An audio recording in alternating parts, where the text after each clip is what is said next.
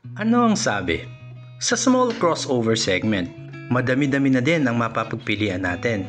Pero today, ang pag-uusapan natin ay ang pinakabago sa kanilang lahat. Ito po ang 2024 Geely GX3 Pro. Let's go!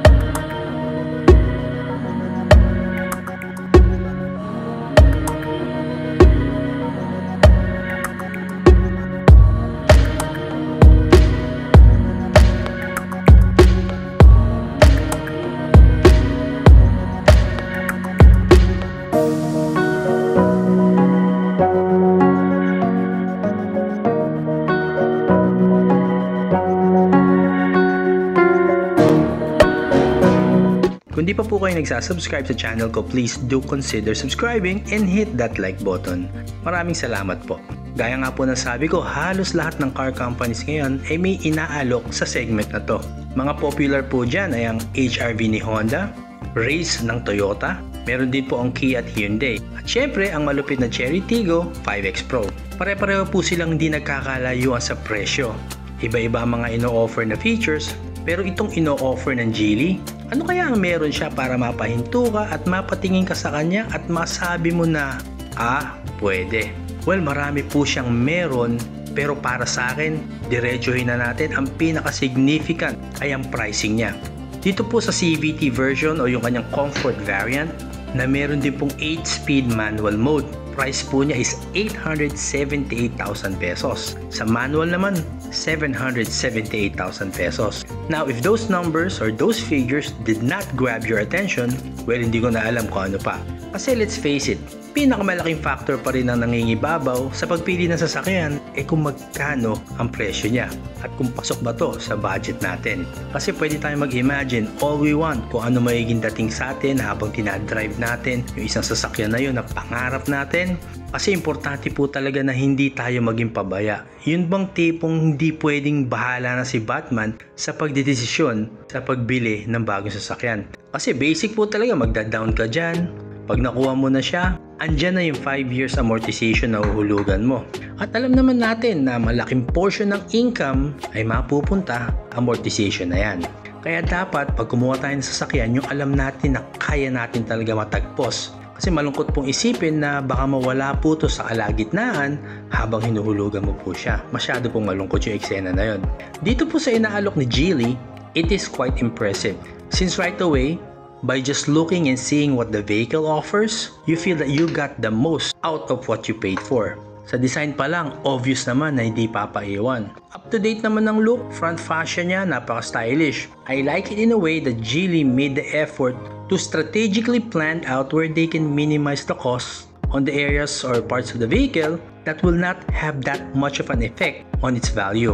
Well, kagaya po nitong headlights niya na naka-projector halogen pa rin at mas nangingibabaw pa dito nga yung design ng DRLs na naka-LED. Ito pong infotainment system niya, ang ganda pero wala pong Apple CarPlay or Android Auto.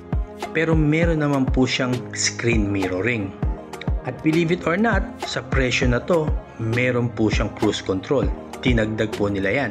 At meron po siyang sunroof. Kasi kung titignan nyo po yung simpleng cruise control feature, it is a big help. Ma-appreciate nyo po yan pag nasa expressway ka na on that long road trip. Then right away, from the way it looks and what it has to offer, perfect po to as a daily driver. Well, di ko naman sinasabi na siguro ito na nga ang the best sa segment niya. Well, hindi natin madideny yung facts na andyan na meron sa sasakyan na to. By all means, it is not cheap. Siyempre, malaking pera pa din na ilalabas mo, pero mas mababa siya di hamak kung ikukumpara mo sa competition niya. Medyo malaki din po ang matitipid nyo. Well, there's a lot to talk about this vehicle that is really worth mentioning kasi talaga naman nakaka-impress. For me, it's just the way it stands. Yung stance niya, yung tindig niya. Kasi para sa akin, it says a lot about the vehicle. Yung width niya, malapad po siya eh. Kaya masasabi mo na comfortable ang ride na ibibigay nito. Stable po ito sa kalsada, lalo na po sa pagliko, sa mga twisties, mararamdaman mo yung stability at kapit niya sa kalsada. Sa engine naman niya, given na this is not a hybrid, pero yung engine niya impressive pa rin ang fuel consumption. At maganda po dito, hindi po siya basta isang 3-cylinder. 4-cylinder po yung makina na to. At napansin ko rin po na mas mababa po ang mounting niya sa pinaka-engine bay ng sasakyan. It means to say, nagbibigay po siya ng much lower center of gravity that makes the vehicle more stable. Engine po niya is a 1.5 liter, 16 valve, double overhead cam, producing 102 horsepower at 142 Newton meters of torque. Para sa size ng sasakyan na to, it is more than enough to give you a very spirited drive. And believe it or not, for most car buyers, having that emotion or connection to the vehicle means a lot. Yun nga, to experience that spirited drive. At speaking of drive, meron po siyang tatlong drive modes, Eco, Comfort, and Sport. Accessible po to sa infotainment system, andyan po yung selector niyan. At yung iba pa pong controls ay nandyan din po sa loob ng infotainment system. Pero itong controls para sa air condition niya, sa AC, nakahiwalay po, andyan po sa gitna, very accessible, madali pong ma-operate. Yung dashboard po niya, I can say na well-designed po. Pag inumpisahan niyo po dito from the door panels all the way to the dash, meron po silang mga nilagay na design accents to make it more stylish. Siyempre po, hard plastics are there, pero bumawi naman po sa mga ilang bagay kamukha nitong leather feel ng kanyang seats. Semi-pocket po yan. Itong gear shift niya, ang ganda rin po ng pagkaka-design. Ayan po sa gitna. At pag nandito ka sa loob, hindi mo akalain na you're sitting inside a car that's less than 1 million pesos. Very elegant po ang steering wheel niya. Yung look na very classy, ang sarap po sa pakiramdam. It is very cozy and comfortable inside this vehicle.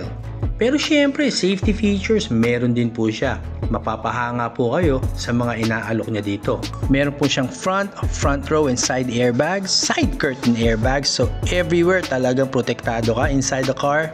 ABS, traction and stability control, hill start assist, reverse camera, rear parking sensor, cruise control, tire pressure monitoring, immobilizer at central locking system.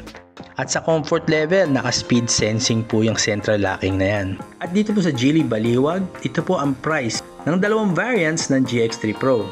Yes po, dalawa lang po ang variants niyan. You either get the manual or the CVT. Difference po nila is around 100,000 pesos. Pero kung isipin nyo, o talagang di nyo na dapat isipin, it's a no-brainer. You really need to go for the comfort variant. Madali lang po makita ang showroom nila dito lang po sa Baliwag Highway, tapat ng Ultra Mega. Very accommodating po ang sales staff nila. At kahit linggo po, pwede po kayong mag-view dito. Pwede po kayong pumasyal para makita nyo po ang kompletong lineup ng vehicles ng Geely. At syempre gusto ko rin po mabanggit sa video na to, sa aspeto ng after sales service nila. Wala po dapat kayong ipag-alala kasi they offer one of the best after sales service. Geely has what it calls the G-Serve. Ang mga kasama po dyan ay ang 5-year or 150,000 service warranty na sasakyan. Or whichever comes first, free 1-year roadside assistance, low cost of ownership. Well, dahil po they make sure that parts are available and they are priced fairly. At isama nyo po dyan yung kanilang schedule ng PMS na hindi po ganun kadalas. Kaya talaga makakatipid po kayo. Kaya talagang low cost ang maintenance o ownership ng Geely cars. Kaya nga po sinasabi nila na hindi stressful, talagang cost-effective ang pag-maintenance ng mga sasakyan nila. And lastly, you are guaranteed of a 5-star customer service experience. Yes, dito po yan sa Geely. Sa pagtatapos, kung sa small crossover segment, diyan ka nagpaplano kumuha ng sasakyan, seriously, you need to take a look at this vehicle from Geely. It offers so much in comparison to its price. You will hardly see anything on this car that possibly you won't like, at least for me. And bottom line is, to make it really simple, it is a really nice, fun car to have. Ito po ang 2024 Geely GX3 Pro. If you found some value on this video, please do consider subscribing and hit that like button. Maraming salamat po. Merry Christmas to everyone. I'll see you on the next one.